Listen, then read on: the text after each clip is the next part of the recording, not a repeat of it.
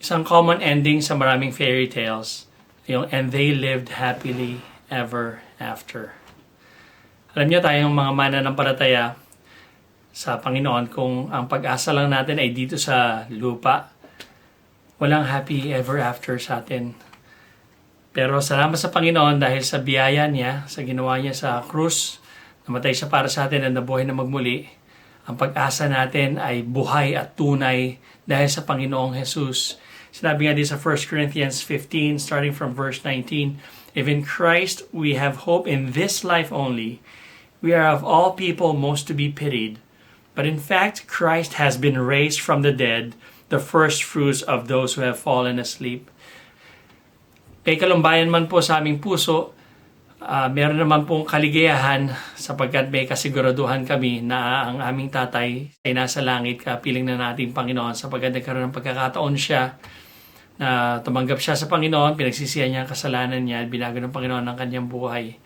Kaya nagpapasalamat kami sa pag-asa ay binibigay ng Panginoon na makikita-kita po muli tayo, makikita muli natin si tatay na may lakas na, meron ng energy, merong buhay na nanggagaling sa ating Panginoon.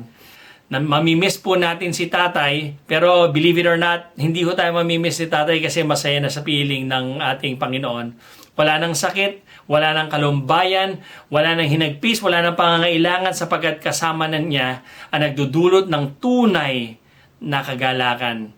Kaya tayo man po ay may kalumbayan sa ating puso, natutuwa tayo pa rin sapagkat may pag-asa na magkikita-kita muli tayo.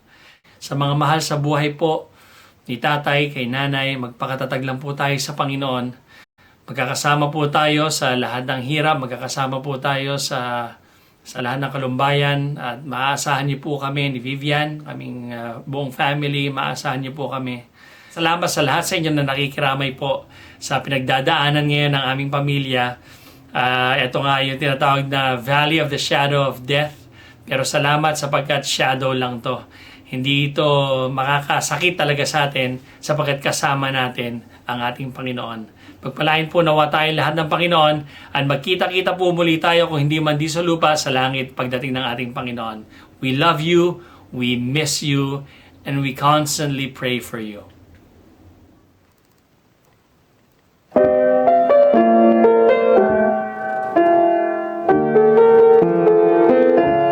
Naalala ko si Lolo, binigyan ako ng lovebirds. He was so thoughtful to give me something that I want even though I didn't ask for it. Pray for blessings. Pray for comfort for family. Protection while we sleep. We pray for healing, for prosperity. We pray for your mighty hand to ease our suffering.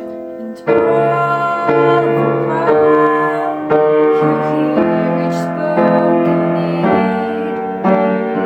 Love is way too much to give us lesser things. 'Cause what if the heaven turned to raindrops? What if the heaven comes to tears? What if the thousand sleepless nights are what it takes to know you're near? What if twice on this life are your mercies in disguise?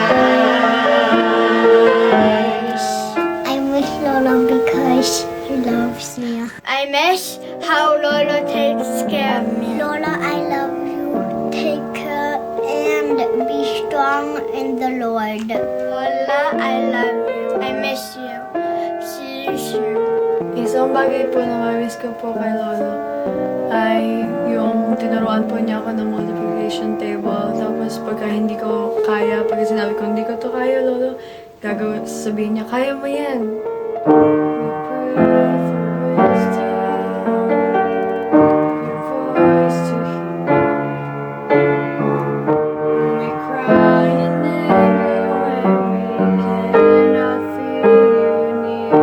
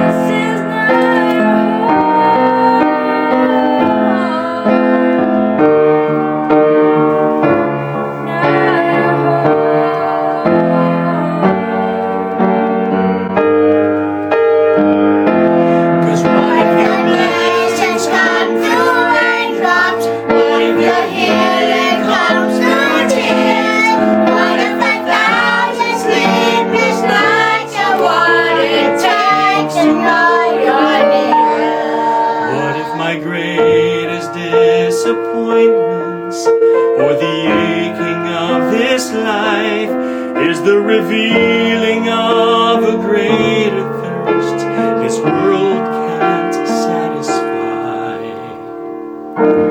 What a choice of this life. The greatest storms, the hardest nights, are your mercies in disguise.